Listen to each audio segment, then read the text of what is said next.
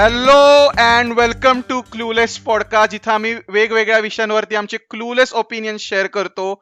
मी आहे आदित्य, माझ्यासोबत आहेत निखिल आणि मयूर. आणि फायनली इतके दिवसांच्या प्लॅनिंग नंतर आपला पॉडकास्ट फायनली आपण एक्झिक्यूट करतोय प्लॅन. हो ना, गेल्या 2 महिन्यांपासून चालू होतं करूयात आणि फायनली आज सगळ्यांना एकत्र वेळ मिळालाय. तर आता रेकॉर्डिंग पहिलं करू, बघू होईल नीट. हो निखिल, धूर तर होणारच आहे, चर्चा तर प्रचंड होणार आहे. तर सध्याचा स्पॉटलाइट मधला टॉपिक आहे तो म्हणजे Arsenal. 3-4-3 defence, 3-4-3 formation, solid defensive structure आहे. आणि आर्सेनल बद्दल बोलायचं झालं तर त्यांची lack of creativity, poor finishing आणि ऍज अ टीम म्हणून ते कसे इम्प्रूव्ह करू शकतात, ह्याच्याबद्दल आपण फार काही बोलू शकतो. तर हो की नाही आदित्य? येस, सध्या म्हणजे आर्सेनलची परिस्थिती अशी आहे की 8 गेम्स खेळलेत ते प्रीमियर लीग मध्ये.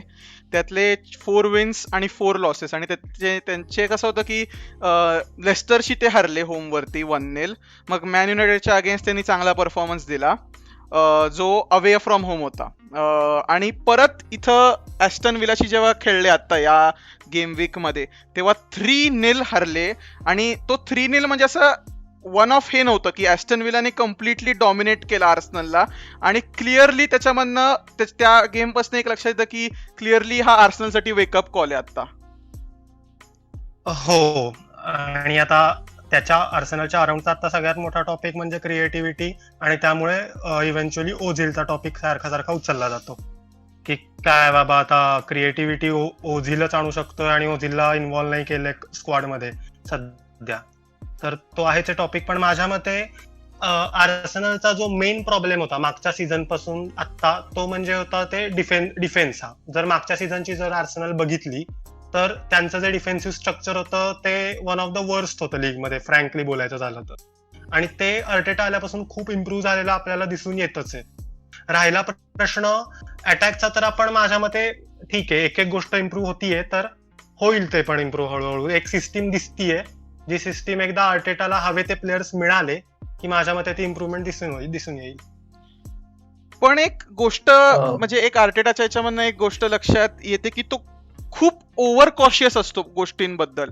म्हणजे होमवरती तो असा घाबरट पद्धतीने जे खेळतोय आता, म्हणजे जो असं त्याची प्रॅग्मॅटिक स्टाईल आहे, ते किती वेळ म्हणजे होमवरती तसं खेळायला नाही पाहिजे. आर्सेनल युजली जेव्हा होमवरती खेळायची अंडर वेंगर किंवा अंडर एमरी सुद्धा, तेव्हा फिअरलेसली खेळायची आर्सेनल, म्हणजे कम्प्लिटली जायची ऑपोजिशनवरती. तर आर्टेटा हा होमवरती एवढा कॉशियस अप्रोच का ठेवतोय, ते पण it wasn't like a big side. म्हणजे तुम्ही बार्सलोना वगैरे खेळत नाही आहात, तुम्ही ॲस्टन विलाशी खेळत आहात. सो आणि लेस्टरच्या अगेन्स्ट सुद्धा, की लेस्टरच्या against Arsenal yes position dominate केलं, तिथं क्रिएटिव्हिटीचा विषय होता. पण ॲस्टन विलाच्या अगेन्स्ट एवढा प्रॅग्मॅटिक अप्रोच का ठेवला आर्सेनलने? आता तुझ्या वर्ड्स मध्ये जर बोलायचं झालं तर मी एखाद्याच्या प्ले स्टाईलला किंवा गेम प्लेला घाबरट म्हणणार नाही, कारण का जर असं पाहिलं तर मुरिनोनं त्याच घाबरट गेम प्ले बरोबर चेल्सीला बरंच पुढे नेलं होतं. पण राहिला प्रश्न घाबरटचा, तो बाजूला राहिला. पण अर्टेटाची जर स्ट्रॅटेजी बघितली आपण, तर मला वाटतंय की अर्टेटानं ना डिफेन्स इम्प्रूव्ह करण्यासाठी ना एक पोझिशनल रिजिडिटी दिली आहे आर्सेनलला, ज्यामुळे फ्री प्लेयर्स फार कमी राहतात ओव्हरऑलच. की प्रत्येक जण डिफेन्सिव्हली पूर्ण स्ट्रक्चर्ड असतो. त्यामुळे जो क्रिएटिव्हिटीसाठी जो मेन असतो की लाईन्स मध्ये जाऊन एखादा प्लेअरने टाईट स्पॉट्स हुडकणं, बॉल काढणं तिथनं हे या सगळ्या गोष्टी इम्प्रूव्ह करण्यासाठी तो एक प्लेअरची एक गरज आहे, पहिली गोष्ट. आणि दुसरं म्हणजे जर अर्टेटाचा गेम प्ले पाहिला तर एक जर स्टॅट्स पाहिले आता आपण सध्या, तर आर्सेनल बॉल मुव्हिंग मध्ये आता सगळ्यात स्लो आहे. म्हणजे बॉल होल्ड आर्सेनल जास्त करतंय, बट पोझिशन ठेवायचा प्रयत्न करतंय, बट ते बॉल मुव्हिंग फार स्लो आहे, जे की पूर्ण ऑपोजिट आहे वेंगरच्या स्टाईल पासून, वन टच पासेस वगैरे पासून. त्यामुळे ते पण एक प्रकारचा अफेक्ट होतोय. कारण का, हे जे आत्ताचे आर्सेनलचे प्लेयर्स आहेत, विलियन, पेपे, इव्हन साका, हे सगळे प्लेयर्स त्या गेम प्ले साठी मला एवढे फिट वाटत नाहीयेत. हे सगळे players defence to attack transition मध्ये थ्राईव्ह करणारे आहेत असं वाटतंय. म्हणजे माझ्या मते तरी असं आहे. त्यामुळे अर्टेटाने थोडा त्या साईडने आता विचार, म्हणजे आता तो करेल विचार असं वाटतंय मला. कारण का त्याला जो आता OR टार्गेट केला होता आर्सेनलने या मार्केटमध्ये, तो आर्टेटाच्या गेम स्टाईलला परफेक्ट प्लेअर होता, पण आता तो नाही. त्यामुळे आता जानेवारी विंडोला पण काहीतरी बघायला मिळेल अशी अपेक्षा आहे आर्सेनल. आणि एक हे आहे म्हणजे की तुम्ही जी फॉर्मेशन खेळता युजली 3-4-3, तर तुमचे 2 सेंट्रल मिडफिल्डर्स असतात जे एकदम डिसिप्लिन राहतात, पार्टे आणि एल्नेनी, जो आता ही सध्याची पेअरिंग आहे. आणि तुम्ही 2 फुलबॅक्स एम्प्लॉय करता की बेलरिन आणि साका. तर तुमच्या फॉर्मेशननी मला असं जाणवतं की तुमची मेन आता जी क्रिएटिव्हिटी आहे, कारण तुमची सेंट्रली क्रिएटिव्हिटी येत नाही, ही तुमची क्रिएटिव्हिटी वाईड प्लेयर्स कडनं येते. आणि त्यात तुमचे वाईड प्लेयर्स कुठले कुठले जातात, साका, बेलरिन, ओबामियांग आणि विलियन किंवा पेपे जो खेळतो. तर यात आता सगळ्यात चांगला क्रिएटिव्ह थ्रेट आणलेला प्लेअर जो आहे साकाच आहे माझ्या मते. कारण Obviously, मला बाकीचे प्लेयर्स इव्हन ओबामियांग चालत नाहीये सध्याच्या त्याच्या ह्याच्यामध्ये, आणि विलियन कडनं मी क्रिएटिव्हिटी एक्सपेक्ट करत नाहीये, कारण मी पाहिले त्याला इतके वर्ष. He is not a creative player. तो तुम्हाला काउंटरवरती तो मदत करेल, तो ट्रॅक बॅक करेल, पण क्रिएटिव्हिटी विलियन नाही आणत तुमच्या गेम प्ले मध्ये. हो, क्रिएटिव्हिटी नाही आणत. ठीक आहे, साका ऑब्व्हियसली आता आर्सेनलचा टॉप प्लेअर साका आहे माझ्या मते सध्या तरी. क्रिएटिव्हिटी जी येते ती त्याच्याकडून येते, ते आहेच. बट क्रिएटिव्हिटी टार्गेट करणं हा आर्टेटा समोर पॉइंट नसेल माझ्या मते. कारण का, जर शॉट्स पर गेम XG पाहिला तू स्टॅट्स मध्ये जाऊन आर्सेनलचा, तर आर्सेनलचे चान्सेस कमी क्रिएट होतात, अग्रीड. बट आर्सेनलचे जे चान्सेस क्रिएट होतात ना, त्यांचे XG 1.12 वगैरे असतात. काही शॉट्स ते क्रिएट होतात, ते कमी क्रिएट होतात, हा प्रॉब्लेम आहे. पण जे होतात ते चांगले चान्सेस क्रिएट होतात. प्रॉब्लेम इथे फिनिशिंगला येतोय. जर तू आता गेम बघितले तर फिनिशिंग मध्ये तुमचा प्रॉब्लेम पुअर खेळतोय. येस. हा, लकाझेट बराच त्याच्या क्वालिटीनुसार अजिबात खेळत नाहीये, किंवा आर्सेनलला जी अपेक्षा आहे त्याच्याकडून त्या लेवलला तो अजिबात नाहीये. आणि मला वाटतं तो आता प्रीमियर लीग स्टार्टर होण्यासाठी फिट नाहीये आर्सेनलला. पण जेवढं आतापर्यंत आपण अर्टेटाला पाहिलंय त्याच्या अशा एकंदर वागण्यावरून असं लक्षात येतंय की अर्टेटा म्हणजे एक्सपिरियन्स जास्त प्रेफर करतोय प्लेयर्स मध्ये. हो, आणि त्यामुळे कदाचित लाकाझेटचा जर इश्यू काढला तर त्यांनी किती number of big chances miss केलेले आहेत. आणि त्याचा मेन फॅक्टर म्हणजे त्याचा मेन बिग चान्सेस म्हणजे ते लिव्हरपूल गेम मध्येच आपल्याला कळलं. लिव्हरपूल आर्सेनल जेव्हा झाली होती तेव्हा लाकाझेटला बिग चान्स होता इक्वलाइज करायचा, पण तो कॅपिटलाइज करू शकला नाही. आणि मग जो कॅपिटलाइज करू शकला नाही, आणि जशी तुमची प्रॅग्मॅटिक स्टाईल आहे, तर त्याच्यानी तुम्हाला जे लिमिटेड नंबर ऑफ चान्सेस मिळतात तर तुम्ही कॅपिटलाइज नाही केलं. तेच मी काय म्हणालो की आर्सेनलला तो सध्याचा इश्यू तो आहे की चान्सेस क्रिएटिव्हिटी म्हणण्यापेक्षा जे चान्सेस एवढे चांगले चान्सेस क्रिएट होत आहेत ते जरी फिनिश झाले ना तरी आर्सेनल गेम्स फिनिश करू शकते. आणि मयूर, तू तो पाहिलंस लाकाझेटचा जो लिव्हरपूलच्या अगेन्स्ट गेम होता तो. येस. लाकाझेटचं एक बेसिकली 1-to-1 जेव्हा तो खेळतो त्यावेळी तो एवढा मला चांगला वाटला नाहीये. बेसिकली सध्या ऍज अ प्लेअर म्हणून त्याची इम्प्रुव्हमेंट मला तरी फारशी काही दिसत नाही आदित्य. आणि ओव्हरऑल आर्सेनलचं तू बघायला गेलास तर एक ट्रेड ऑफ सिच्युएशन आर्सेनलनं क्रिएट केली असं मला वाटतं. कारण की trade off in the sense की ते खूप डिफेन्सिव्हली खेळायला जातात आणि त्यांची फ्लुइडिटी कमी पडतीये. आणि जर तू जास्त फ्लुइड खेळायला गेलास लिव्हरपूल सारखं किंवा बायर्न म्युनिक अशा साईड सारखं फ्लुइड खेळायला गेलास तर तुझी डिफेन्स कमी सॉलिड होणार आहे, बरोबर.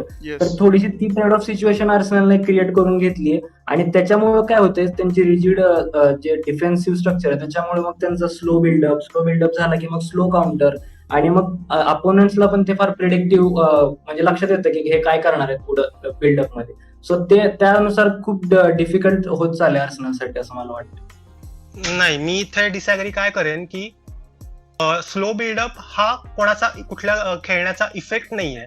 आर्सेनल तसंच खेळायला पाहतीये, बॉल होल्ड करायला पाहते. लकाझेटचं कामच ते की लकाझेट फॉल्स नाईन खेळतोय. जर तू आता इतक्यात जर लकाझेटला पाहिलंस तर तो मोस्टली फॉल्स नाईनच खेळतोय आणि बॉल पुढे प्रोव्हाइड करायचं काम करतोय. पण जे फॉल्स नाईनचं मेन काम आहे पुढे फीड करणं बॉल, तेच लकाझेट कडून एवढं नीट होत नाहीये. किंवा होल्ड करणं पण आपण त्याच्या म्हणत होते सगळेजण की लकाझेट बॉल होल्ड करण्यात खूप बेटर आहे, पण सध्या ते पण त्याच्याकडून एवढं नीट झालेलं दिसत नाहीये आता आपण पाहिलं तर.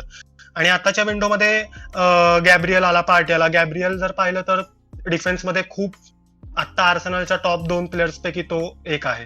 खूप इम्प्रुव्हमेंट डिफेन्समध्ये त्याच्यामुळे आली ऍक्च्युली.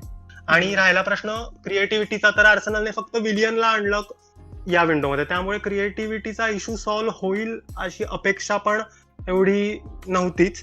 बट ठीक आहे.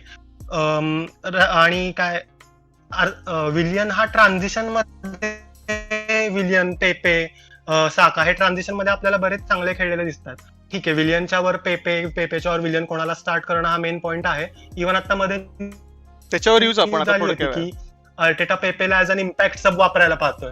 अर्टेटा पेपेला ऍज अ इम्पॅक्ट सब वापरायला पाहतोय रॅदर दॅन 90 मिनिट्स खेळणारा प्लेअर पैकी. येस. आणि तू विलियन आणि पेपेचा विषय काढलाच आहे, तर आता सध्या तर मी जेव्हा आर्सेनल फॅन बेस किंवा इन जनरल आर्सेनल फॅन्सचं ओपिनियन बघतो तर ते विलियनला फ्लेम करतायत लिटरली, इन द सेन्स. आणि काही क्रिटिसिझम अनफेअर आहे, म्हणजे काही काही लोक खूपच अगदी अब्यूज करतात वगैरे, ठीक आहे, पण ते क्रिटिसिझम फेअर आहे की इन द सेन्स जेव्हा पेपे खेळलाय, विलियन आणि पेपेचा जर इश्यू काढला, जेव्हा तो पेपे खेळतोय, येस पेपे इनकन्सिस्टंट प्लेअर आहे, अगदी काय असं तो त्यांनी असा इम्पॅक्ट केलाय, एकदम असा बाप सायनिंग झालाय आणि हिट झालाय असं नाहीये, पण पेपे जेव्हा खेळलाय तेव्हा त्यांनी दाखवली क्रिएटिव्हिटी. आणि लास्ट सीझन जर पाहिलं तर त्याचे ऑलमोस्ट 1.16 चान्सेस क्रिएटेड होते. तर पेपे अजूनही 24 का 25 आहे, तर त्याला गेम टाइम हा द्यायला हवा विलियनला देण्यापेक्षा. विलियनला तुम्ही रोटेशन मध्ये खेळवा, पण पेपेला गेम टाइम द्यायला लागला, कारण की क्रिएटिव्ह प्लेअर आहे पेपे. जेव्हा ऑन द पिच असतो तेव्हा तो काहीतरी करतोय पेपे. येस, म्हणजे मी पेपे हा क्रिएटिव्हिटी सॉल्व्ह करण्यापेक्षा मी काय म्हणेन, पेपे एक प्रकारचा डायनामिझम आणतो गेम मध्ये, अटॅकिंग थ्रेट आणतोय. ठीक आहे, पण पेपेचा मेन वीक पॉइंट हा आहे की पेपे बिल्डअप फेज मध्ये खूप वीक आहे. हे तू ऑब्झर्व्ह करशील जेव्हा गेम बघशील, पेपे बिल्डअप मध्ये कायम बॉल जातो त्याच्याकडून. तर आणि आर्सेनल आता सध्या तसा गेम खेळतीये. आर्सेनलचा गेम हा पूर्ण बिल्डअप वरच चालू आहे. जे आर्सेनलचे ओपन गोल झाले ते पण तू पाहशील ते डिफेन्स मधून अटॅकला ट्रान्झिशन करताना जो बिल्डअप केला गेला त्यातून झालेत, आणि त्यामध्ये पेपे वीक आहे. पेपेने जर त्याची बिल्डअप फेज त्याचा जर इम्प्रूव्ह केला पेपेनं, त्यावेळी जर बॉल कॅरी करणं वगैरे इम्प्रूव्ह केलं तर येस त्याला चान्स देणं फेअर आहे. पण आता त्या सेक्टरमध्ये विलियन पेपेपेक्षा सुपिरियर आहे आता. ठीक आहे, पेपे सारखा डायनामिझम गेम मध्ये विलियन नाही आणू शकत आहे, अग्रीड. बट सध्याच्या प्लेइंग स्टाईलला विलियन प्रेफर्ड आहे. पेपे तर त्याचं डायनामिझम आणतो, ते ऍज अन इम्पॅक्ट सब वापरायचा अर्टेटा प्रयत्न करतोय. जर तुम्हाला गोल्स हवे असतील तर तुम्हाला थोडी रिस्क घ्यायलाच लागेल. यू कांट एक्सपेक्ट की तुमच्या, जर तुम्ही सारखं डिफेन्स कडे फोकस करायला गेला आणि तुमच्याकडे आता पार्टे आहे, सो वाय नॉट की तुम्ही पार्टेला ट्रस्ट करताय की तो कव्हर अप करेल. कारण जर तुम्हाला गोल्स हवे तर तुम्हाला ती थोडी अटॅकिंग रिस्क घ्यायलाच लागणार आहे की कोणतरी एक प्लेअर, लेट्स से एका प्लेअरने अटॅकिंग प्लेअरनी ट्रॅक बॅक नाही केलं, पण तरी तो आपल्याला काहीतरी चान्स प्रोव्हाइड करतोय पुढे. तो प्रॉब्लेम मूळ नाहीये पेपेला न खेळवण्याचा, कारण का पेपे ट्रॅक बॅक पण बऱ्यापैकी तेवढंच करतोय, विलियन पण तेवढंच करतोय. मी तुला तो प्रॉब्लेम जो सांगितला तो बिल्डअप फेज मध्ये जिथे पेपे वीक आहे, जर पेपेनं ते इम्प्रूव्ह केलं तर त्याला 100% 90 मिनिट्स चान्स मिळेल. पण आता आर्सेनलचा गेम प्ले काय, अर्टेटा असे प्लेयर्स फिट करतोय की जे त्याच्या सिस्टीम मध्ये फिट बसतील. अर्टेटा पूर्ण क्लिअर आहे, जे प्लेयर्स 100% डेडिकेशन दाखवतील त्या सिस्टीमला, त्या प्लेला, त्यांना आम्ही चान्स देतोय. इव्हन आणि पेपेने परवा स्टेटमेंट पण दिलं की त्याला खेळायचे 90 मिनिट्स हो, पण तो म्हणाला की अर्टेटाने त्याला काय सांगितलंय की तू 90 मिनिट्स फोकस करायला गेम मध्ये शिक आधी, त्याचं ते म्हणणं आहे. आणि विषय तो मग क्रिएटिव्हिटीचा विषय आला तर विषय तर येतो ओझिलचा. सो मयूर, ओझिलचा विषय म्हणजे आता क्लिअरली आता आर्टेटाला ओझिल नकोय टीम मध्ये. सो मे बी आता आर्सेनलने it's time to look forward, right Mayur? Yes. Ozil खूप जबरदस्त प्लेअर वाटतो रे मला, कारण की त्यानं ज्या प्रकारे त्याची हिस्ट्री जबरदस्त आहे, one of the best play makers in the world असं त्याला म्हणतात. ऍक्च्युली तो खूप चांगला प्लेअर आहे, पण सध्या ओझिलच्या सिच्युएशन मध्ये खूप डिफरंट गोष्टी इन्व्हॉल्व्ह झालेल्या आहेत. त्याच्याबद्दल आपण फार काही कॉन्ट्रोवर्शियल टॉपिक घेऊ शकत नाहीये सध्या. बट क्लबचा एक स्टॅन्स आहे आणि तो क्लबने घेतलेला आहे, आणि त्यामुळं आर्टेटानं पण थोडंसं, आर्टेटाची एक पोझिशन क्लबमध्ये असल्यामुळं आर्टेटा पण त्या स्टॅन्सनी वागतोय सध्या. त्यामुळं नाही तो ओझिलला इन्क्लूड करत आता, त्याबद्दल आता काय बोलतो.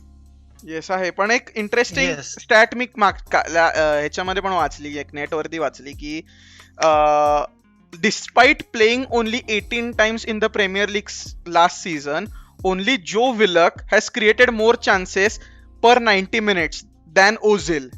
सो मे बी जे टीम्स लो ब्लॉक ठेवतात, मे बी ओझिलला त्यावेळेस तो इफेक्टिव्ह होऊ शकतो. कारण सी लो ब्लॉक टीम्स काही प्रेशर नाही करणार आहेत तुमच्या डिफेन्सवरती, ते काय अग्रेसिव्हली लिव्हरपूल सारखं प्रेशर नाही करणार आहेत. तर मे बी तिथं त्यावेळेस ओझिल मे बी इफेक्टिव्ह राहू शकतो. कारण ही एक स्टॅट होती जर इंटरेस्टिंग होती, कारण 18 वेळेस खेळले आणि त्याचे चान्सेस पर 90 ओझिलचे 1.24 होते. अरे आदित्य, हा एक तू स्टॅट सांगितला, मी तुला असे स्टॅट किती सांगू शकतो की जे ओझिलच्या अगेन्स्ट जातील. ठीक आहे, जर सांगायचंच म्हणलं तर तुला मी पण असं पाहिलं होतं की 2015-16च्या सीझनच्या वेळी ओझिलचे फायनल थर्ड मध्ये 45 टचेस पर गेम होते. ठीक आहे, 2015-16 ते 2018-19 मध्ये 18-19 पर्यंत ते 45 ते 28 झाले. आणि असिस्ट पर गेम ओझिलचे 2015-16ला 0.56 होते, जे 2018-19 पर्यंत 0.10 झाले. ओके, ठीक आहे, मी ते इग्नोर करतोय कारण का ठीक आहे, अर्टेटा म्हणाला होता की प्रत्येक प्लेअरला क्लीन सेट कन्सिडर करू.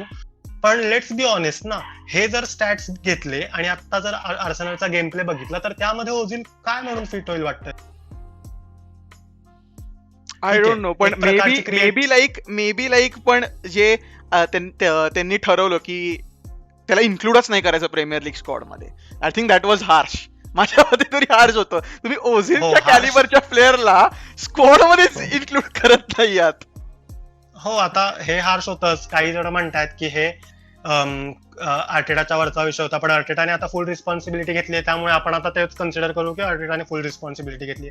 आणि ठीक आहे रे, अर्टेटा जेवढ्या कॉन्फिडेंटली बोलतोय म्हणजे त्याने काहीतरी विचार केला असणार आहे. आणि क्रिएटिव्हिटीचा इश्यू आहे, आय ऍग्री, पण डेव्हलप व्हायला वेळ लागेल. आर्सेनलचा अटॅक ते पण आहेच आहे, कारण आता ठीक आहे, एक एक गोष्ट इम्प्रूव्ह होते यार. तुम्ही एका वेळी पूर्ण स्क्वॉड इम्प्रूव्ह झाला पाहिजे असा स्टान्स कसा घेऊ शकता ना? त्याने डिफेन्स केवढा इम्प्रूव्ह केलाय. मे बी मग असं एक म्हणजे मला जस्ट एक विचारायचंय की मे बी लाईक 4-3-3 ट्राय केली तर होम गेम्सला, कारण तुमचे फॅन्स आता लिटरली बॅक करतात अर्टेटाला 4-3-3 खेळायला.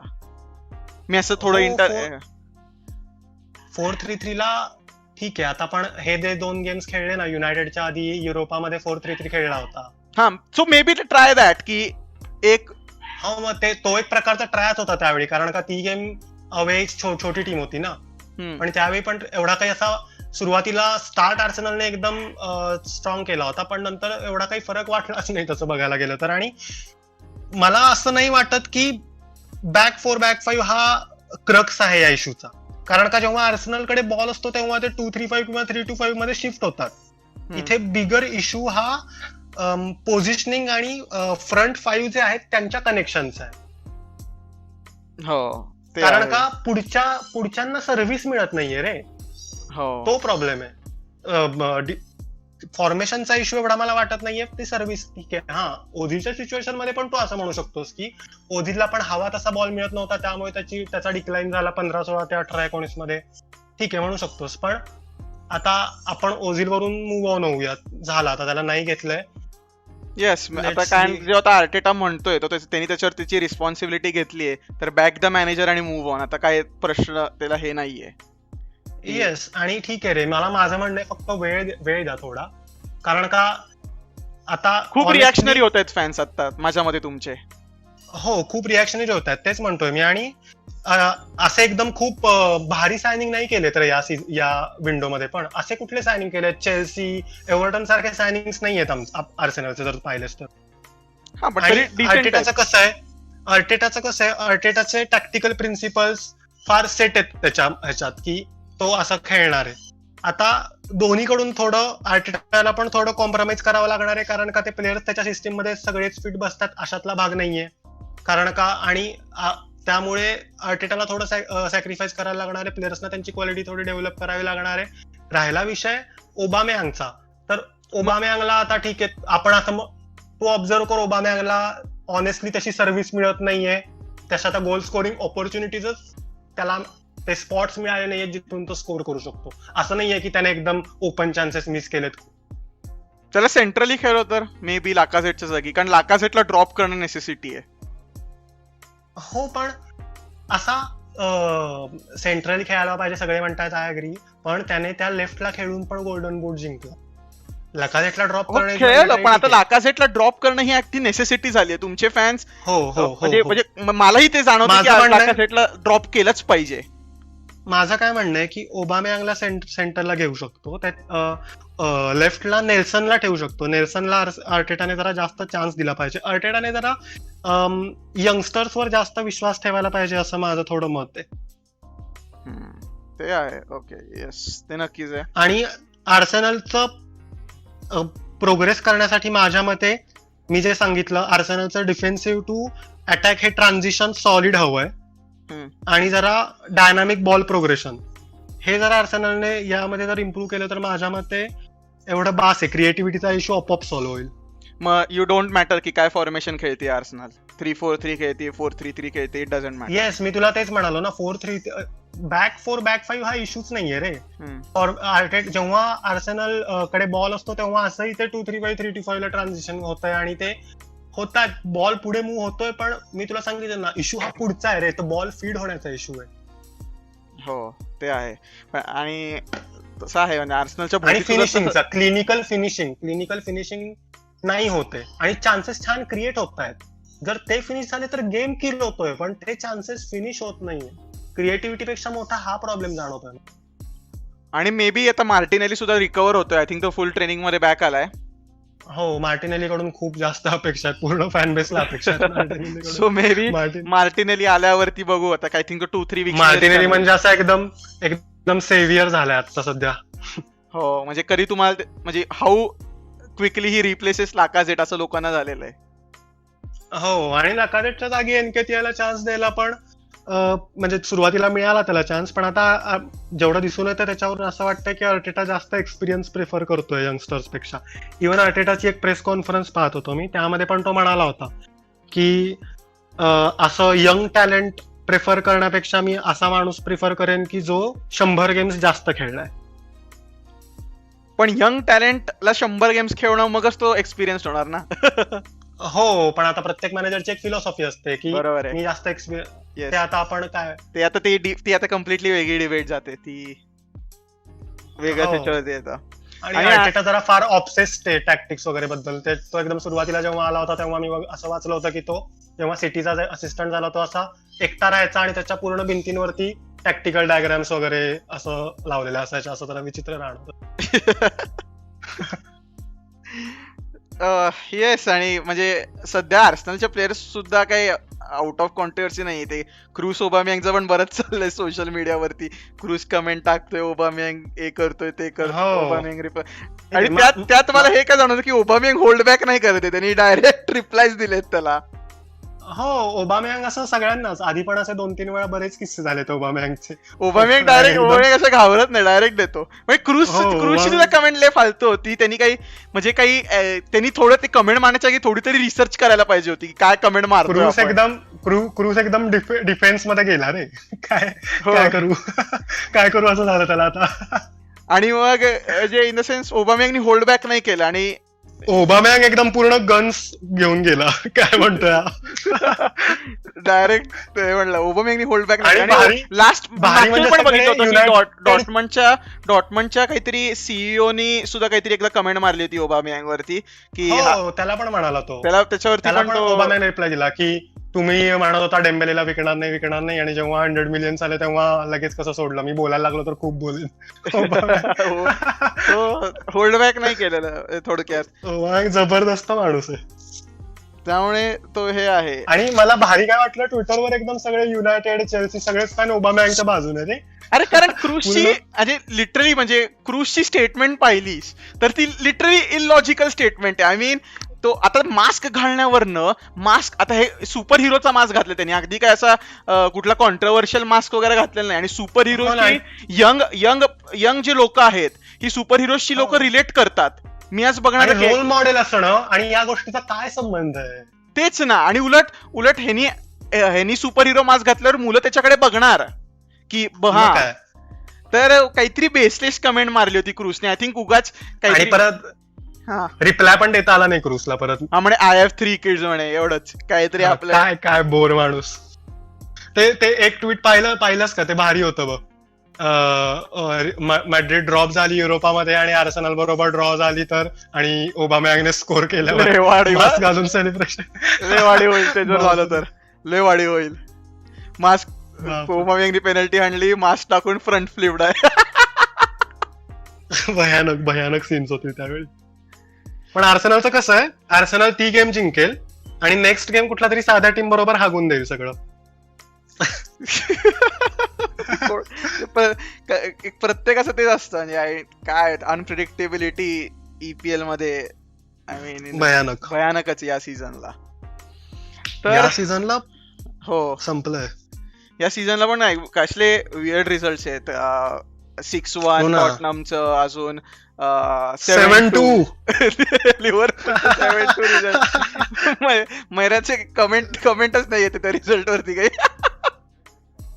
मयूर, काही बोलायचं आहे का तुला त्या रिझल्ट वरती? चला, तर आता आपण पुष्कळ बोललो आदित्य आर्सेनलच्या टॉपिकवर. तर आता आपण पटकन चेल्सीच्या टॉपिकवर स्विच होऊयात. सध्या मयूर, तू पण 7-2 ला असं टाळतोस कशाला? आदित्यने विचारलं तुला, सांग ना ते. तो पण काय बोलणार त्याच्यावरती. लिव्हरपूलचे टॉपिक आपण नंतर घेऊन येईल. हा, बाय द वे आमचं थोडं राहिलं की आम्ही कुठल्या टॉपिक्सवर डिस्कस करतो. तर आमचे ऑब्व्हियसली फर्स्ट टॉपिक झाला आर्सेनल वरती होता, lack of creativity, poor finishing आणि राईट विंग प्रॉब्लेम्स. आमचा सेकंड टॉपिक असणार आहे आता सध्या आम्ही जो सुरू करू तो आहे चेल्सी बद्दल आहे. रिस जेम्स आणि चिलवेलचा जो थ्रेट आहे सध्या आणि जी रिस जेम्सची इम्प्रूव्हमेंट आहे त्याच्यावरती सेकंड टॉपिक आहे. आणि थर्ड टॉपिक युनायटेडवर असेल, तो थर्ड सेगमेंटवरती आपण इंट्रोड्यूस करू. सो आता सध्या चेल्सी बद्दल विषय. आणि चेल्सी सध्या चांगले थोडे गेम जिंकतीये, जरा खुश आहे मी त्याच्यामुळे. चिलवेलनं बरंच इम्प्रूव्ह केलं ना. मला वाटत होतं की लेस्टरने जसं युनायटेड बरोबर मॅगवायरचं जसं केलं तसंच चेल्सी बरोबर केलं का काय चिलवेलचं, असं वाटत होतं मला सुरुवातीला. नाही वाचले, पण चिलवेल बराच चांगला खेळतोय. आणि लोकांचे पण डाऊट होते की चिलवेल नाही चालणार, ते रेग्युलियनला वगैरे घ्यायला पाहिजे होतं. चिलवेल आम्ही ट्रस्ट नाही करत चिलवेलवरती, पण चिलवेलनी प्रूव्ह रॉंग केले लोकांना. आणि त्याचा जो ॲटिट्यूड आहे टीममध्ये आणि तो जो मिक्स झालाय, आय थिंक जो सगळ्यात आता मिक्स झालाय सगळ्यात सायनिंग अख्ख्या टीममध्ये, तो बेन चिलवेलच आहे. आणि त्याच्यानी पॉझिटिव्हिटी आली आहे थोडक्यात. त्याचे मी इंस्टाग्राम ह्याच्यावरती स्टेटस पण बघत असतो, त्याचे ट्विट्स पण बघत असतो. तर चिलवेल एक सॉर्ट ऑफ एक पॉझिटिव्हिटी आणतोय अराउंड टीमवरती आणि तो मिक्स झाला त्याच्यामुळे टीममध्ये. त्यामुळे इट्स अ पॉझिटिव्ह थिंग चेल्सीसाठी. आणि लोक जे डाऊट करत होती आणि त्याला म्हणतात की फ्रँक लॅम्पार्ड सायनिंग आहे, कारण लोक इतर गोष्टी आम्ही 2-3 लेफ्ट बॅक्सची लिंक्ड होतो. तर लॅम्पार्डने आणि ॲशली कोलनी चिलवेलला रेकमेंड केलं आणि तो आता सध्या चांगला चालतोय. हो, आणि चिलवेल बद्दल तू पॉझिटिव्हिटी म्हणालास तर आदित्य, म्हणजे तो जेव्हा आला तेव्हा स्टार्टिंगलाच त्यानं आय थिंक हॅट्रिक मारली होती, राईट? नाही रे, हॅट्रिक नव्हती मारली. गोल मारला, PL डेब्यूला गोल मारला होता. हा, तर ठीक आहे, PL डेब्यूला त्यानं स्टार्टिंगला गोल मारला होता. म्हणजे ते सुरुवात अशी बऱ्यापैकी पॉझिटिव्ह झालेली आहे स्क्वॉड मध्ये. आणि दुसरं बघायला गेलं तर फुलबॅकी सिच्युएशन फुलबॅकी पोझिशन फार इम्पॉर्टंट झाली रिसेंट इयर्स असं मला वाटतं. म्हणजे पोचेटिनोनं पण आय थिंक त्याच्या स्क्वॉड मध्ये बऱ्यापैकी 3-4 फुलबॅक्स ठेवले होते. आणि युनायटेडनं पण काहीतरी व्हॅन बिसाकाला मोठ्या अमाऊंटला साईन केलं होतं. आणि अजून एक बघायला गेलं तर लिव्हरपूल सुद्धा मागच्या 1.5 इयर्स पासून फुलबॅक्सवर फार डिपेंडंट आहे. त्यामुळे फुलबॅक सिच्युएशन फार इम्पॉर्टंट झाली आहे सध्या प्रीमियर लीग मध्ये इन रिसेंट इयर्स. सो रिस जेम्स आणि चिलवेल यांचं एक कॉम्बिनेशन आहे ते सध्या चेल्सीसाठी खूप इम्पॉर्टंट ठरते, हो की नाही? येस, नक्कीच. कारण की आताच्या तू लिव्हरपूलचा विषय काढला की अटॅकिंग फुलबॅक्स असणं हे खूप नेसेसरी आहे. आणि चिलवेल कसं करतो की रिस जेम्स युजली काय करतो की रिस जेम्स क्रॉसेस प्रोव्हाइड करतो. रिस जेम्सची स्ट्रेंथ आहे क्रॉसिंग. आणि चिलवेलचं युजली मी ऑब्झर्व केलं, चिलवेल दरवेळी बॅकपोस्टला असतो की ते क्रॉसेस रिसीव्ह करून गोल्समध्ये कन्वर्ट करायला. सो ते बेन चिल्वेलची स्ट्रॅट आहे आणि त्याचं रिसेंटली ह्याच्यामध्ये पण त्यांनी इंटरव्ह्यू मध्ये पण सांगितलं बेन चिल्वेलनी की त्याला एस्पेशली फ्रँक लॅम्पार्ड त्याला सांगतोय आणि त्याचे कोचेस जे आहेत त्याला सांगतात की तू बॅकपोस्टला जा, जे सिमिलर टू रॉबर्टसन आहे. रॉबर्टसनला पण तू बघत असेल तर रॉबर्टसन बॅकपोस्टला असतो क्रॉसेस जेव्हा ट्रेंड देतो तेव्हा. Yes, yes. सो काइंड ते हो, सिमिलर आणि- सिस्टम आहे. आणि मी पण एक चिल्वेलचं कसं आहे, रॉबर्टसन तरी क्रॉसेस प्रोव्हाइड करतो रे. आता जो लास्ट चेल्सीचा कोणाबरोबर होता, शेफिल्ड बरोबर होता ना गेम, येस तो गेम मी पाहत होतो. त्याच्यामध्ये जेवढे काही क्रॉसेस त्या गेम मध्ये आले माझ्या मते सगळेच्या सगळे रिस जेम्स कडनं आले आणि चिल्वेल पेनल्टी बॉक्स मध्ये म्हणजे फिनिश करायसाठी ते होता. म्हणजे तो एक इनिशिएटर पेक्षा एक फिनिशरचा रोल जास्त हे करतोय सध्या, म्हणजे त्याला तो दिला गेला ऍक्च्युली. हो, बॅकपोस्टला असणं कोणतरी. सो ते सुद्धा एक आहे. आणि एक इंटरेस्टिंग स्टॅट सांगू का? हा मी असंच मध्ये वाचत होतो की चिल्वेलने स्वतःच्या हाफ पेक्षा जास्त काय टचेस हे त्यांच्या हाफ मध्ये केले Opposition half मध्ये. As a full back. हो, ऑपोजिशन हाफ मध्ये.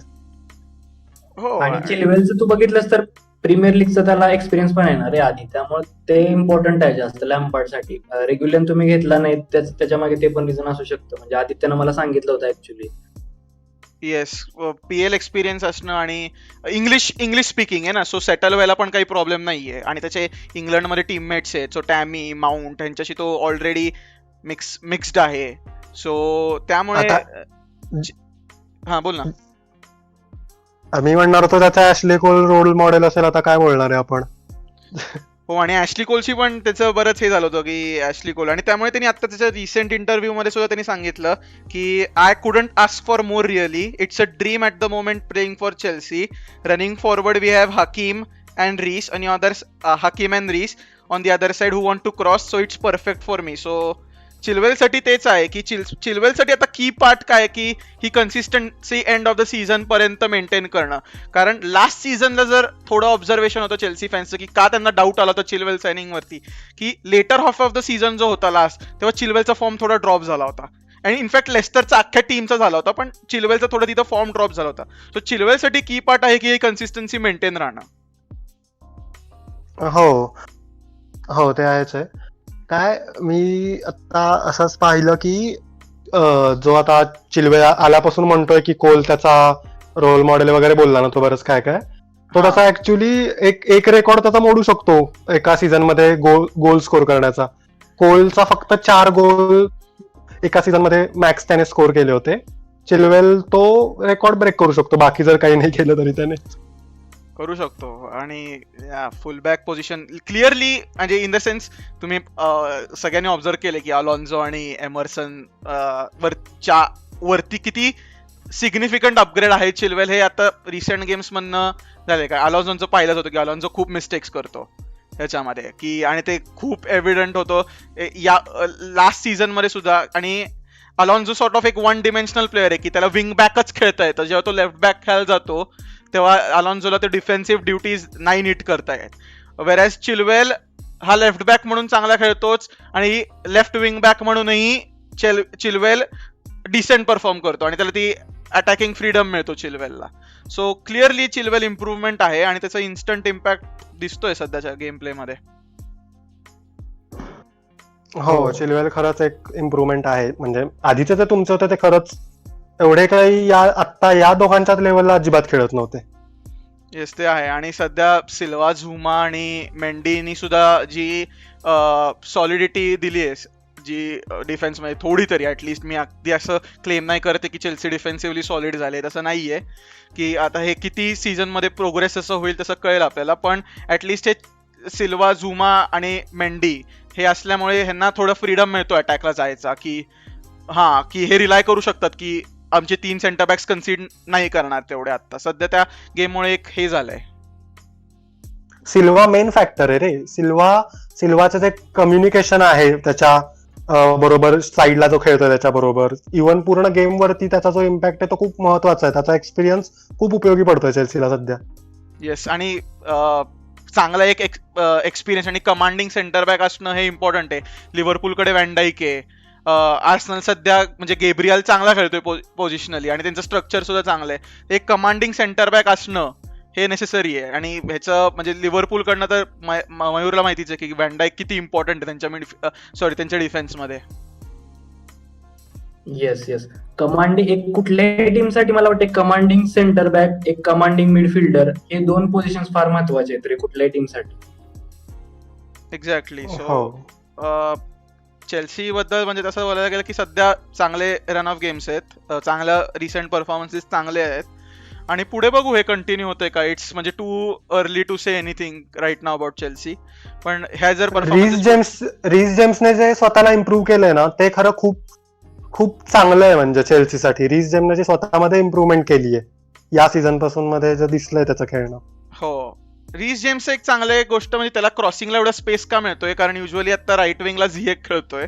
झिएक इनवर्ड कट इन करतो आणि त्यामुळे रीस जेम्सला तिथं आउट वाईड स्पेस मिळते. जेव्हा झिएक इनवर्ड मुवमेंट होते झिएकची तेव्हा तो एका डिफेंडरला आत आणतो, त्यामुळे रीस जेम्सला तिथं आउट वाईड स्पेस मिळते आणि त्यामुळे त्याची क्रॉसिंग त्यामुळे हे झालेली आहे. हो, पण फ्रॉम द स्टार्ट रे झिएक कडून सर्व्हिस मिळण्याच्या आधीपासून पण रीस जेम्स आता सध्या तर रीस जेम्स माझ्या मते टॉप क्रॉसेस सगळ्यात जास्त रीस जेम्सचे आहेत आता फुल बॅक्स मध्ये सगळ्यात जास्त ओपन क्रॉसेस येस. प्रोव्हाइड करणारा. आता मेन हे आहे की म्हणजे क्लिनिकॅलिटी त्या क्रॉसेसला दाखवायची, कारण लास्ट सीझन चेल्सी क्लिनिकल नव्हती.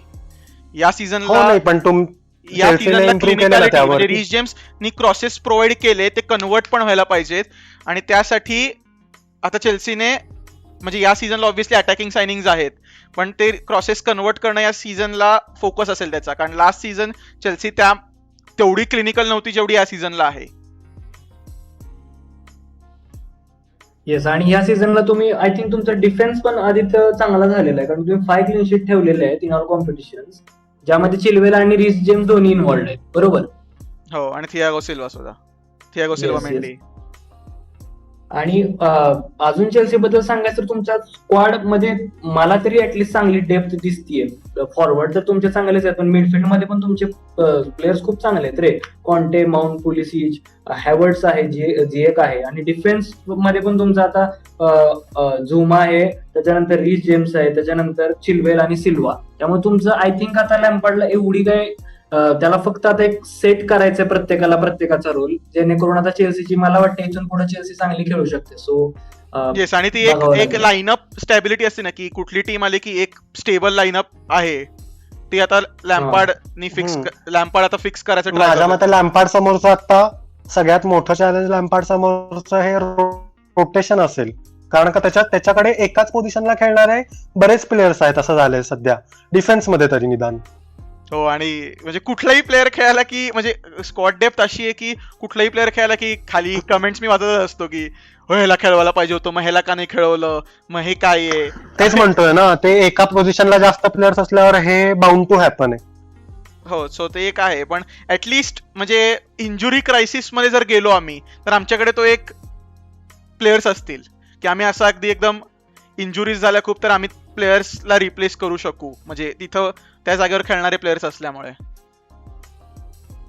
हो, सो तोच ना. मग आता जेवढे गेम्स येतील, जसं जसं कॉम्पिटिशन पुढे पुढे होत जाईल, तसं तसं एकदम शेड्यूल टाईट असतं ना, त्याप्रमाणे रोटेशन हे या मेन सीझनला वरी शेड्यूल असणार खूपच आहे टाईट आहे, लॅम्पार्ड एव्हरी 3 डे गेम आहे. हो, तेच म्हणतोय मी. सो त्यामुळे स्क्वॉड डेप्थ नेसेसरी असण्या सीझनला खूप इम्पॉर्टंट आहे. आणि आपण सध्या लिव्हरपूलचं बघतोच आहे काय चालू आहे इंजुरीज बद्दल. एक त्यांचे प्लेयर्स इंज्युअर होत आहेत. सालाला आता कोविड झाला, आता मध्ये अरे आजच काहीतरी रॉबर्टसनचा पण सीन झालाय वाटतं. हो, रॉबर्टसनचा पण सीन झाला आता मैऱ्या. सो तुला माहितीये की स्क्वॉड डेप्थ तुम्ही सांगू लिव्हरपूलला सगळ्यात जास्त सांगता येईल की स्क्वॉड डेप्थची नेसेसिटी काय आहे. हो, आणि हे बघ ना, तू जेव्हा सीझन स्टार्ट होत होतं त्यावेळी प्रत्येक म्हणजे रायव्हल फॅन असो किंवा कोणी असो, न्यूट्रल फॅन असो, तो प्रत्येक जण म्हणत होता की लिव्हरपूल एवढे प्लेअर घेऊन काय करणार आहे, मिडफिल्ड बघा त्यांची कशी आहे, त्यांचे डिफेन्स बघा, आता त्यांनी लेफ्ट बॅक पण साईन केला अजून एक वगैरे वगैरे.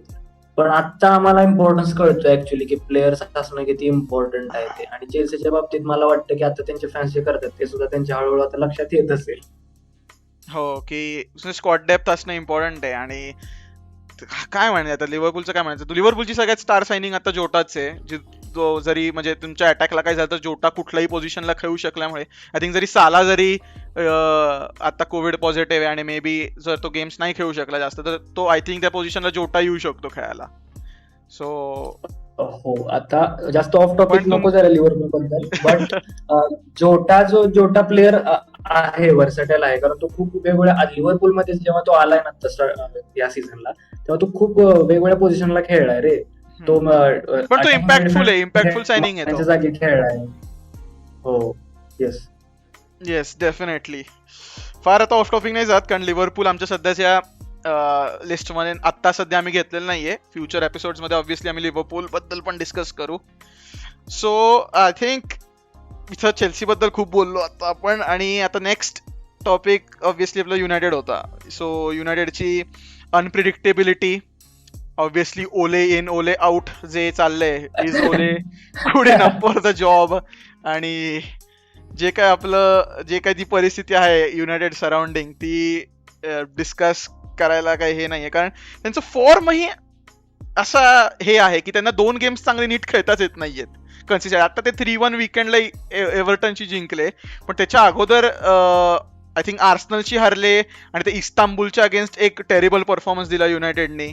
सो आधी लॅप्झिगच्या अगेन्स्ट जिंकले, पीएसजीच्या अगेन्स्ट जिंकले, हो आणि हवेत गेले एकदम. येस, आणि एकदम इस्तांबुलच्या अगेन्स्टचा परफॉर्मन्स म्हणजे असा एकदम एपिक परफॉर्मन्स होता रे त्यांचा. जाऊ दे, पण ओले तो काय गोल मारला डेम्बाबाने, म्हणजे युनायटेडच्या कॉर्नर वरनं डेम्बाबानी जो गोल मारला त्यांचं त्यावेळेस डिफेन्सिव्ह ऑर्गनायझेशन लाफेबल होतं. हो, येस, जबरदस्त होतं. त्यामुळेच तर मी म्हटलं एपिक, अतिशय एपिक लेवलचा परफॉर्मन्स दिला त्यांनी. आणि आता सुद्धा 3-1 हा रिझल्ट मिळणं ओलेला, म्हणजे ओले जेव्हा जॉब जेव्हा त्याच्या लाईन वरती येतो तेव्हा काय माहिती का, हे ब्रुनो फर्नांडेज आणि त्यांची टीम पेटतेच डायरेक्ट आणि जिंकतात ते, आणि ओलेचा जॉब वाचतो दरवेळी. ही केस झालेली आहे. हो, आणि ओले इन आणि ओले आउट हा जो एक फार फनी टॉपिक आता सध्या म्हणजे सारखा ट्रेंड होतोय. म्हणजे ओले आउट जे आहे, पूर्वी कसं वेंगरचं होतं, युनायटेड फॅन्स आहेत ना ते ओले आउट ट्रेंड करतायत, आणि जे रायव्हल्स फॅन आहेत ते ओले इन ट्रेंड करतायत. पण युनायटेड फॅन्स मध्ये सुद्धा डिव्हिजन आहे की काय म्हणजे ओलेला तेवढंच असं हे आहे का, त्याला पण चान्स द्यायला पाहिजे, त्याला पण 1-2 सीझन कम्प्लीट मिळाले पाहिजेत. पण रिअली की त्यांनी असं काही असं मेजर केलेलं नाही असं मला नाही वाटत की त्यांनी असं काही टॅक्टिकली हे केलं की त्याला तो राहील जॉब मध्ये. अरे माझा तर हा एकदम असा डोक्यावरूनच जाणारा विषय. इव्हन माझा सोड, कसं म्हणजे प्लेयर्सना पण कळत नाहीये की काय चाललंय असं मला वाटतं. त्यांना ठीक आहे, प्लेयर्स ओलेला रिस्पेक्ट करतात, प्लेयर्सना ओले आवडतो, ठीक आहे, इथपर्यंत ठीक आहे. पण एखादी टीम पीएसजीला होम ग्राउंडवर त्यांच्या बीट करते. पीएसजी त्यांच्या होम ग्राउंडवर by the way 24 league group games हरली नव्हती जेव्हा त्यांच्या कतारीमध्ये जेव्हापासून इन्व्हॉल्व्ह झाला तेव्हापासून, आणि युनायटेड त्यांना दोन हरवते आणि कुठल्या इस्तांबुलच्या टीम बरोबर हरतीये 2 गेम नंतर. काय म्हणजे काय त्याला काही हेच नाहीये. आणि म्हणजे त्यांची त्यांच्या गेम मध्ये स्ट्रक्चरच दिसत नाही, अशी केमिस्ट्री जी असते ना ती दिसतच नाही त्यांच्या गेम मध्ये. म्हणजे ब्रुनो फर्नांडेज हा चमकतोय हेच त्यांचं आहे. त्याच्यावरती त्या ब्रुनो फर्नांडेज वरनच त्यांचं हे चाललंय सगळं. आता सगळं तो कॅरी करतोय त्यांना लिटरली, आणि ते सुद्धा कसं क्वेश्चनेबल मीन्सनी, पेनल्टी डिसिजन्स अँड ऑल, ते कम्प्लिटली तो असा वेगळा टॉपिक जातो त्याच्याबद्दल बोलायला झालं तर. पण ते काय एवढे वर्ष झाले पॉग्बाला अनलॉकच करू शकले नाहीयेत.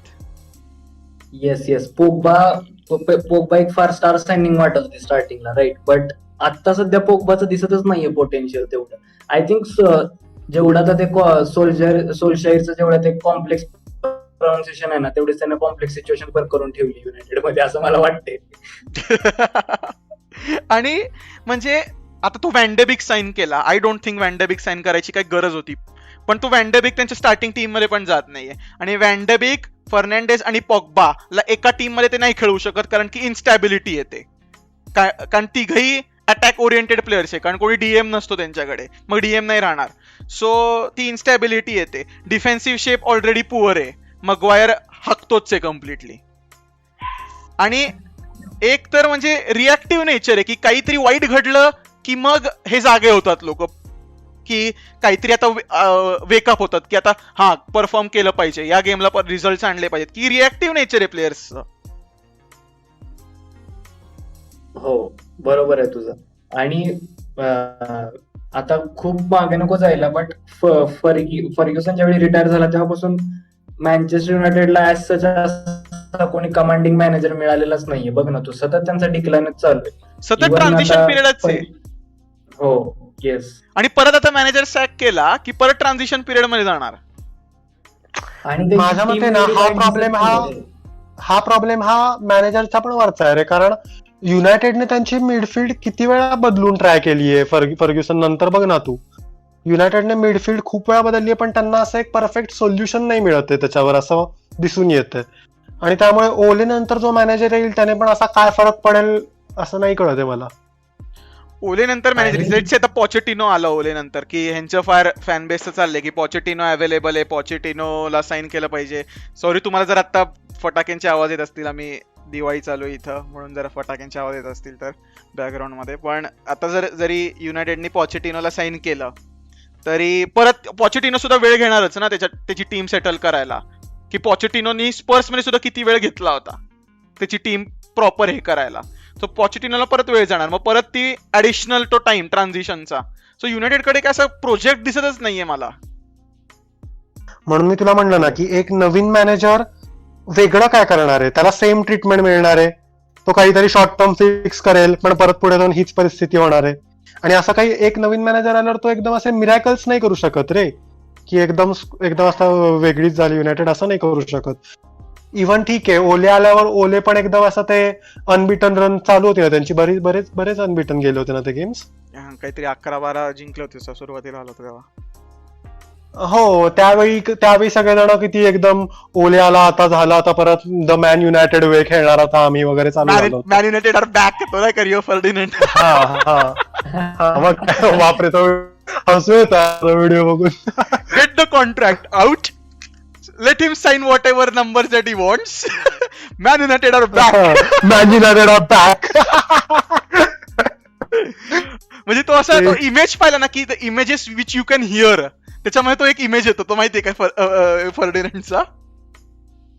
हो, अरे काय हे बघ, आता ठीक आहे, आता आपण बोललो मॅनेजर बदलून एवढा फरक पडेल असं वाटत नाही, पण जे ओलेला सपोर्ट करतात ना त्यांचा स्टान्स असा आहे की ठीक आहे, आता आपल्याकडे असा माणूस आहे की जो क्लबला किती त्याची लॉयल्टी आहे हे सगळ्यांना माहिती आहे, दिसून येतं ते, असं म्हणणं आहे. त्यामुळे ते ओलेला सपोर्ट करतात. क्लबला लॉयल्टी आहे, येस गॅरंटीड आहे, पण हा ओले सुद्धा काही म्हणजे ऍटलिस्ट मरिनियो जो होता तो ऍटलिस्ट बोर्डच्या अगेन्स्ट बोलायचा, वुडवर्डच्या अगेन्स्ट बोलायचा की त्याला सेंटर बॅक हवा होता, तेव्हा तो मरिनो किती एक्सप्लिसिटली बोलायचा प्रेस कॉन्फरन्स मध्ये. ओले जर तो ऑब्झर्व केला असेल तर ओले या ग्लेझर्सची चाटतोच आहे बेसिकली, की तो बॅक्ड आहे प्रॉपर, तो हे आहे प्रॉपर, तो काय असा अगेन्स्ट बोलतच नाहीये प्रेस कॉन्फरन्स मध्ये. मग असं तो त्याला एक इमेज पोर्ट्रे करायचं की युनायटेड मध्ये हायरार्की प्रॉब्लेम्सच नाहीयेत. अरे हो ना, मग तेच ना. आता म्हणजे इव्हन ह्याच्या असं एक जागी टाकणारा असा मरिनो एक माणूस एक आहे की ऍटलिस्ट मरिनियो दाखवून द्यायचा की हा मला हवेत ते प्लेयर्स नाही मिळाले मला. तेच ना, मरिनो असला काय, पॉच असला काय, नुसता मॅनेजर नाही बदलायला पाहिजे, त्यांना तेवढी मॅनेजर आणि प्रॉपर इन्व्हेस्टमेंट या दोन्हींची गरज आहे. एक बदलून एक कमी जास्त ना काही फरक एवढा नाही पडणार. हो, दोन्ही वरचं क्लेन्झिंग पण व्हायला पाहिजे आणि त्यांना क्लिअरली एक असा फुटबॉल माइंडेड लोक गव्हर्न करतायत, म्हणजे असं सॉर्ट ऑफ एक हायर अपर अथॉरिटीला आहेत की डिरेक्टर ऑफ फुटबॉल म्हणलं तिथे एक फुटबॉल पर्सन असला पाहिजे. कारण एड वुडवर्डला फुटबॉल बद्दल एवढं फार काही जमतंय असं नाहीच आहे, क्लिअरली कळतंय ते. त्यांच्या फॅन्सचं ते हॅशटॅग्स ऐकून मी सुद्धा पकलेलो आहे, ग्लेझर्स आउट, वुडवर्ड आउट, सारखं त्यांचं ते हेच असतं प्रत्येक ह्याच्या खाली, पोस्ट खाली. हो, अरे ऍट द एंड माझ्या मते युनायटेडचा प्रॉब्लेम हा या दोन गोष्टी आणि त्यांची मिडफिल्ड खूप पुअर आहे माझ्या मते सध्या तरी. युनायटेडने खूप वेळा त्यांची मिडफिल्ड बदलली, त्यांना काही सोल्युशन मिळालं नाहीये. मॅनेजरने आता जरा रिस्पॉन्सिबिलिटी नीट घ्यायला हवी आहे, तिथे जरा ओले कमी पडतोय. बाकी ठीक आहे अरे, आता काय बॅड पॅच म्हणावं लागेल का काय म्हणायचं आता याला काही कळत नाही. नाही पण ऍट द एंड आता आपण काय ठरवायचं काय, ओले इन का ओले आउट? आदित्य तुझं काय म्हणणं आहे? See as a rival fan's perspective त्याला अजून एक 5 इयरचं कॉन्ट्रॅक्ट द्या, मस्तपैकी बोनसेस ऍड करा, फरारी बिरारी द्या त्या कॉन्ट्रॅक्ट मध्ये त्याला मस्त. इमॅजिन ना की आता नेक्स्ट गेम युनायटेडचा वेस्ट ब्रॉम बरोबर आहे आणि तिथे जर हारले नाही ते कसं आहे माहिती का की त्याचा जॉब ऑन द लाईन आलं की यांचं काय एकदम एक जिंकतातच डायरेक्ट. हो जिंकले ना आता, एव्हर्टनच्या अगेन्स्ट जिंकले ना, आता तिथे हारतील जाऊन. सो या हे चालू आहे आणि आय थिंक आता कन्क्लुजन करायचं का आता? आय थिंक Yes, सगळे conclude करूया. पॉइंट्स डिस्कस झालेत ऑलमोस्ट. आणि सो या की असाच पॉडकास्ट चालू राहील, एक काही असं काही इन्फॉर्मल पद्धतीने आम्ही बोलत राहू आमच्या टॉपिक्स वरती जे आहेत ते. आणि सॉर्ट ऑफ एक तो प्रिडिक्शन गेम खेळायचा आहे. हो खेळू ना, चालते. येस, सो प्रिडिक्शन गेमचे असे रूल्स आहेत की मी 3 मॅचेस घेतल्यात नेक्स्ट गेम वीकच्या आणि आपण त्याचे ऑब्व्हियसली प्रिडिक्ट करणार. जर तुम्ही करेक्ट रिझल्ट प्रिडिक्ट केला तर 1 पॉइंट, आणि जर तुम्ही correct result with correct score predict केला तर तुम्हाला ऍडिशनल 1 पॉइंट. आणि असं एक 3 जणांमध्ये म्हणजे आपल्या तिघात एक सॉर्ट ऑफ एक कॉम्पिटिशन होईल कोण किती पॉइंट्स मिळवत आहे. सो मी ते 3 गेम्स सिलेक्ट केलेले आहेत नेक्स्ट गेम वीकचे. सो फर्स्ट गेम आहे तो आहे अगेन चांगला गेम आहे, Leeds United versus Arsenal. So Nikhil तुझं काय प्रिडिक्शन आहे? बापरे, Leeds United versus Arsenal away game आहे माझ्या मते. हो माझ्या मते 1-1 होईल ड्रॉ. 1-1 ड्रॉ. ओके, मैरा तुझं? लीड्स वर्सेस आर्सेनल का? माझ्या मते 2-1 लीड्स विन. आई शपथ. माझं सुद्धा मैदानाला लिव्हरपूल वर्सेस लीड्सचे फ्लॅशबॅक्स येतात वाटतं. बीएलचा राडा करतोय लीग मध्ये पण, म्हणजे काही गेम्स हो. तरी ऍटलीस्ट राडा केला होता सुरुवातीला त्यांनी. सो आणि मी प्रिडिक्ट करतोय, मी माझं पण ड्रॉच आहे, 1-1 ड्रॉ. आय थिंक तेच प्रिडिक्शन असेल. आणि next game Liverpool versus Leicester City. Okay, home आहे का अवे रे मॅच? अँफिल्ड आहे. Okay, Liverpool versus Leicester 3-1 Liverpool win. निखल्या तुझं? निखल्या तुझं टार्गेट? 2-1 लिव्हरपूल जिंकेल. माझं आहे 3-1 लिव्हरपूल. आणि फोर्थ गेम Okay. आहे जो बिग 6 आहे, थर्ड गेम तो आहे Tottenham versus Manchester City, Mourinho versus Pep. आणि मॅच आहे टॉटनमच्या होम ग्राउंडवर. आदित्य तू सांग पहिले आता. मरिनियो पेप प्रिडिक्ट करणं अवघड आहे, कारण आयला यांचं दोघही टीमचं अनप्रिडिक्टेबल असतं. 2-2 ड्रॉ. हो चल, निखल्या तू? मला ऍक्च्युअली मी 2-1 टॉटनम, म्हणजे आता मी खरं म्हणायला नकोय पण ठीक आहे, मला असं वाटतंय तरी. Declare 2-1 Tottenham. मैऱ्या तुझं? मला मॅन सिटी हारली तर आनंदच होणार आहे, त्यामुळे मी पण 2-1 Tottenham wins. Okay, Mourinho again win over Pep असं प्रेडिक्ट केलेलं. आई शपथ, टफ आहे ती, चांगली मॅच असेल पण. अरे बऱ्याच फॉर्म मध्ये आहे ना मरिनो सध्या, त्यामुळे. हो त्यांची चर्चा चालू आहे, लीग जिंकणार. मला नाही वाटत ड्रॉप करतील टॉटनम. हा पण माझ्या मते आपण पुढच्या पॉडकास्ट मध्ये घेऊ शकतो हा टॉपिक. मरिनियोचा राडा. तर येस, सो इथं प्रेडिक्शन गेम पण कन्क्लूड झालाय आणि इथं कन्क्लूड करूयात आता एपिसोड. आणि इथंच म्हणजे असेच आम्ही पॉडकास्ट करत राहू आणि इन्फॉर्मल पद्धतीने. So thanks for listening. And Nikhil तुला काही बोलायचंय जाता जाता? नाही, बरं झालं ऐकून घेतलं आम्हाला, म्हणजे घेतलं असेल, बरेच जण ऐकत असाल माझ्या मते शेवटपर्यंत. Thank you for listening. First podcast at least 2-3 तरी व्ह्यूज मिळायला पाहिजे. हो, आम्ही होप करतोय तुम्ही ऐकता शेवटपर्यंत. येस, आणि लाईक, सबस्क्राईब, शेअर त्या सगळ्या गोष्टी करा. And stay clueless everybody.